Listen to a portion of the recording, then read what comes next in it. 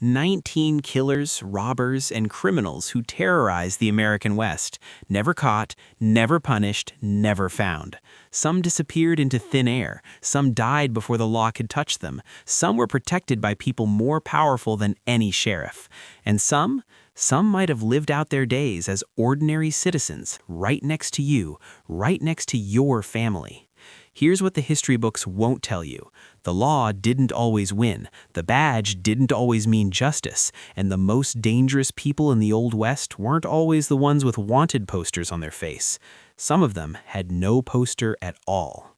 I spent 3 weeks digging through court records, frontier newspapers, and Pinkerton detective files that had been sealed for over a century. What I found changed everything I thought I knew about justice in the Old West. 19 outlaws, 19 unsolved cases, 19 times the law failed. And number 11, it's the one that kept federal agents awake at night for 30 years. Stay until the end, because the last one isn't just unsolved, it's still open. Number 1, the Bender family. 4 people, at least 11 murders, 0 arrests. The Bloody Benders weren't just outlaws, they were a family business built around killing.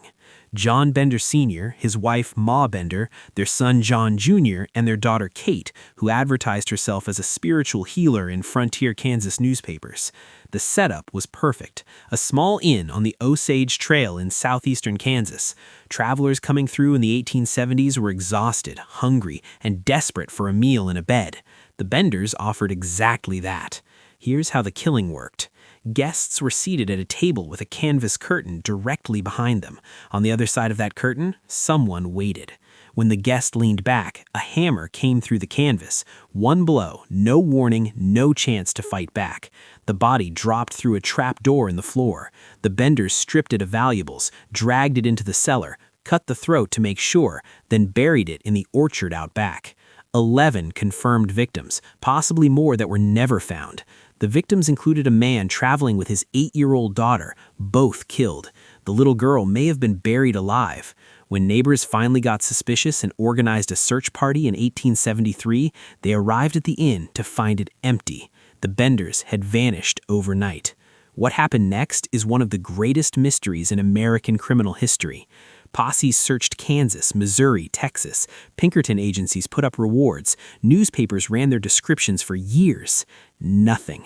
Some reports claim the family was caught and lynched by a vigilante posse, but no bodies were ever produced. No trial, no proof.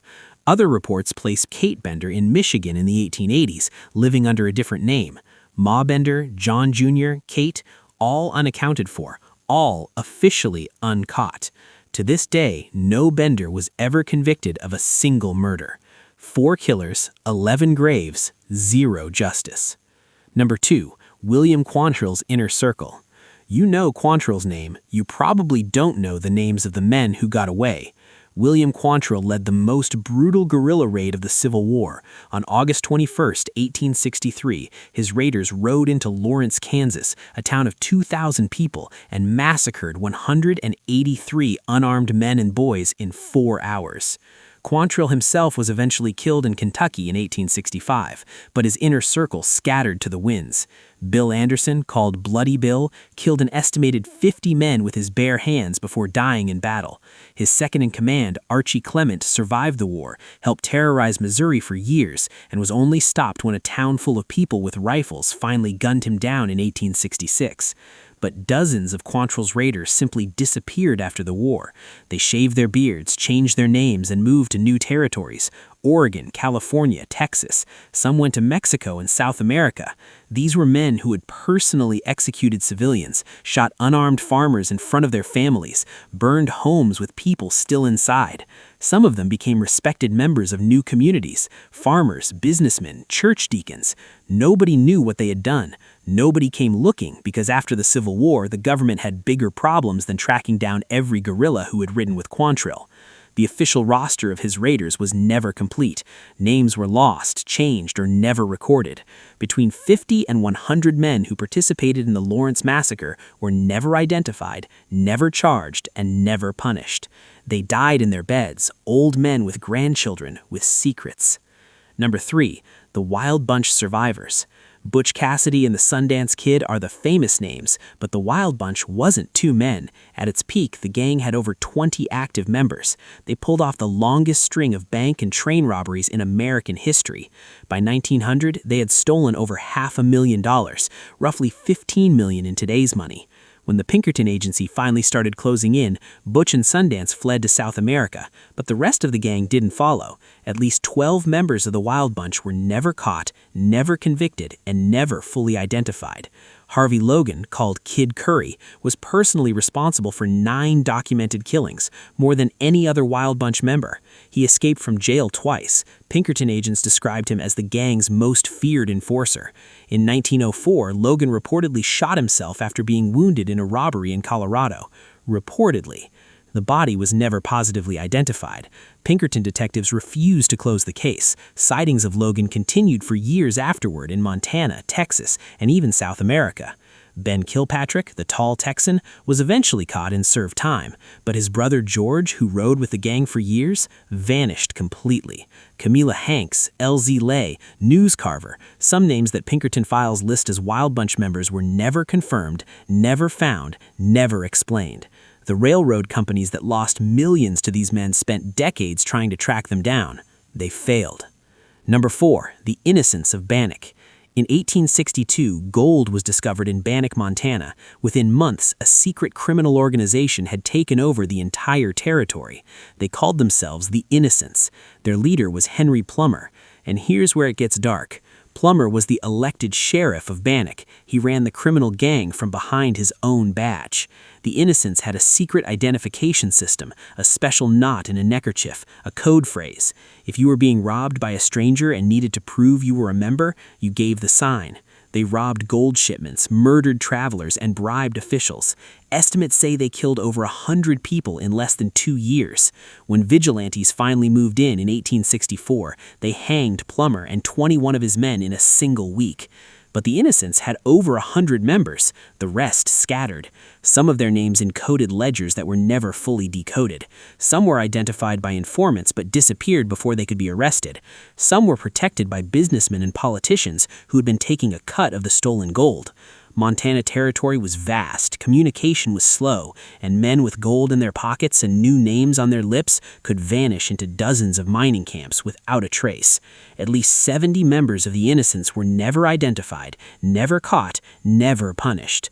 They had murdered their neighbors, robbed the men working next to them, watched innocent men hang for crimes they themselves committed, and then they just kept living. Number 5, the regulator who disappeared. The Lincoln County War in New Mexico in 1878 is mostly remembered because of Billy the Kid. But Billy wasn't the only killer in that conflict. The Regulators were a band of gunmen hired to fight the Murphy-Dolan faction in one of the bloodiest range wars in Western history. They operated outside the law, executing enemies and witnesses alike.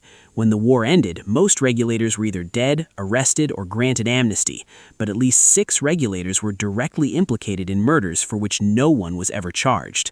One man, known only as the Texan in historical records, was identified by 3 witnesses as the shooter in 2 separate executions during the war. His real name was never confirmed. After the conflict ended, he rode south. No one ever found him. The witnesses who identified him were too scared to push the case. The governor, who might have investigated, had his own political reasons to let it go. The victims' families had no money for lawyers and no access to justice. 6 men, minimum a dozen murders between them. Every single one walked free. Number 6, Cherokee Bill. Crawford Goldsby, known as Cherokee Bill, was eventually caught and hanged in 1896, but his gang was never fully dismantled. Cherokee Bill operated in Indian Territory, which was a legal nightmare. Different laws applied depending on whether you were Native American, white, or a freedman. The jurisdictional confusion was a criminal's paradise. Cherokee Bill's network of supporters, hideout providers, and criminal associates numbered in the dozens. They hid him for years, fed him, moved him, warned him when lawmen were coming. When Cherokee Bill was captured, Judge Isaac Parker, the famous hanging judge, wanted to prosecute every single person who had aided Bill. He got almost none of them. Witnesses refused to testify, evidence disappeared. People who had sheltered Bill for months claimed they never seen him. 11 people who were directly implicated in harboring a murderer were never charged. 3 of them later became town officials in Oklahoma after statehood. Let that sink in. Men who hid a serial killer, protected him from the law, helped him stay free to keep killing, then became pillars of their community because Cherokee Bill was dead and couldn't name them anymore. Number 7. The Lake Valley Stage Robbers. On the evening of October 10, 1879, 4 masked men stopped a stagecoach outside Lake Valley, New Mexico. They took everything: gold, cash, passenger valuables, over $8,000 total. Then they killed the driver, shot him twice, left him in the road. A posse was formed within hours. They tracked the robbers to a canyon where the trail simply ended.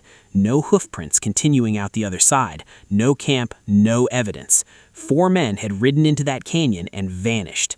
Every theory was investigated: a secret exit through the rocks, local ranchers who hid them, an accomplice who met them inside with fresh horses. Nothing was ever confirmed.